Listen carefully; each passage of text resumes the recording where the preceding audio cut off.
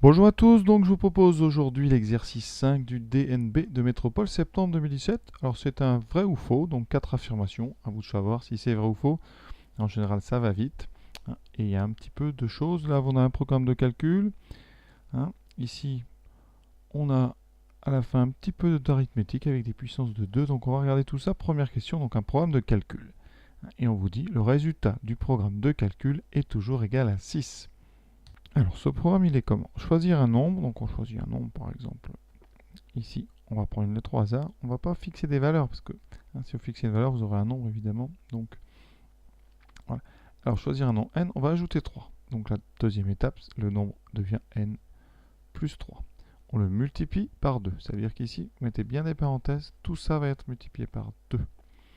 Et là c'est un peu dur, on soustrait le double du nombre de départ. Le nombre de départ c'est n, donc on va faire moins de double de ce nombre, moins 2 fois n.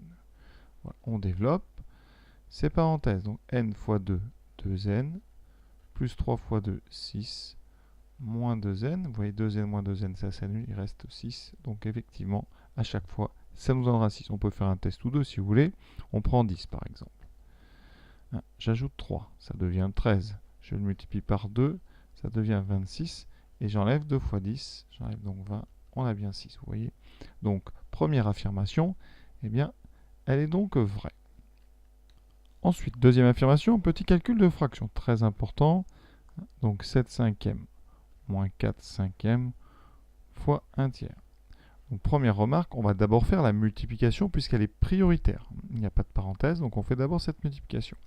Quand on fait des multiplications de fractions, la seule règle, c'est que ce qui est en haut reste en haut, ce qui est en bas reste en bas. Donc si vous avez a sur b fois c sur d, vous aurez à la fin une seule fraction avec en haut a fois c et en bas b fois d. Donc ici, première étape, le 7 cinquième, on n'y touche pas et on aura moins 4 fois 1 sur 5 fois 3. Et on fait ces deux multiplications rapidement. Ça nous donne donc 7 cinquièmes, ça n'a pas bougé, moins 4 fois 1, 4 sur 3 fois 5, 15. Deuxième étape. Maintenant, il va falloir additionner deux fractions dont le dénominateur n'est pas le même. Donc, il va falloir s'arranger à avoir le même dénominateur. Ici, un 15, c'est 3 fois 5. Donc, il suffit de multiplier la première fraction par 3, évidemment en haut et en bas, pour ne pas changer sa valeur, de façon, et vous voyez, à se retrouver avec un dénominateur qui est 15. Donc, 7 cinquièmes, ça vaut tout simplement 3 fois 7, 21 quinzièmes. Ensuite, vous enlevez 4 quinzièmes. On a donc 21 moins 4, ce qui fait 17 quinzièmes. C'est différent de 1 cinquième. Donc l'affirmation numéro 2 est fausse. La question qu'on peut se poser, c'est pourquoi est-ce qu'on nous propose 1 cinquième? Eh bien, c'est pour voir si vous avez fait attention aux priorités. C'est-à-dire qu'il y a des élèves qui vont d'abord faire 7 cinquièmes moins 4 cinquièmes, ce qui donne 7 moins 4, 3 cinquièmes, et qui ensuite vont multiplier par un tiers. Et là, les 3 se simplifient, il vous reste effectivement un cinquième. Mais ça, attention, ça serait valable si on avait des parenthèses, vous voyez, autour de la soustraction. Comme il n'y en a pas, c'est ce que j'ai dit au début, on va d'abord s'occuper et on va faire d'abord la multiplication. Affirmation 3. Alors là, on nous parle de deux équations. Donc, on nous parle de la solution de l'équation 4x moins 5 égale x plus 1 et on veut la comparer à la solution de l'équation x carré moins 2x égale 0. Alors, on va d'abord donc résoudre la première équation qui est une équation du premier degré en x. Donc on va mettre tous les x à gauche et le reste à droite par des soustractions et des additions. Donc ici on va se débarrasser du x qui est à droite en enlevant des deux côtés x. Donc on fait 4x moins x. Et comme ça, des deux côtés on a moins x et ce x va s'annuler avec ce moins x. Si vous voulez, ça donne donc x moins x plus 1, pour l'instant moins 5. On va aller tout doucement. Alors donc à droite, eh bien, les deux x s'annulent. Et on va maintenant faire pareil avec ce moins 5. On va ajouter des deux côtés plus 5. Donc ici on aura 4x moins x, ça fait 3x. Moins x, ça fait moins 1x. Ensuite on fait moins 5, on ajoute 5 des deux côtés. Donc on aura plus 5 ici. Et plus 5, donc on a 3x égale 6. On divise par 3.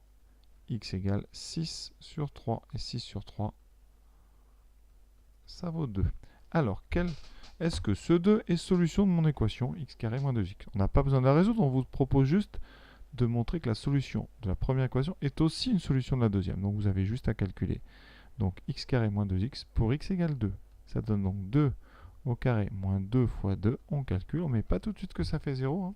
Ça fait 4 moins 4.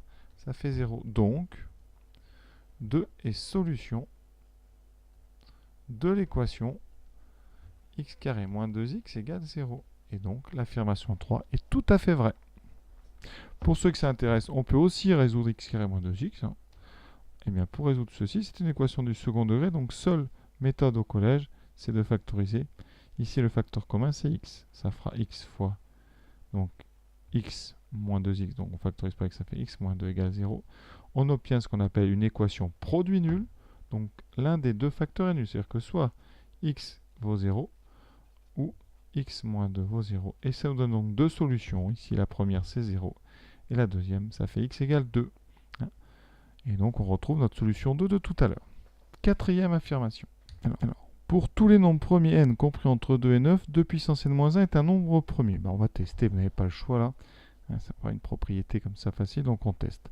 Alors je vous propose, en général quand on a beaucoup, de mettre ça sous forme d'un tableau. On met n et on met 2 puissance n-1. Alors pour montrer que c'est vrai, il faudra tout démontrer. Et pour montrer que la phrase est fausse, un seul contre-exemple suffit. Donc on va commencer par, évidemment on est de 2 à 9. 1, 2, 3, 4, 5, 6, 7, 8 et 9. On ne fera peut-être pas tout hein, sur une copie. Moi, je pense que je vais tout faire pour vous montrer un petit peu. Donc, pour 2, on a 2 puissance 2 moins 1, ce qui fait 4 moins 1. 3, c'est bien un nombre premier. 3, 2 puissance 3 moins 1.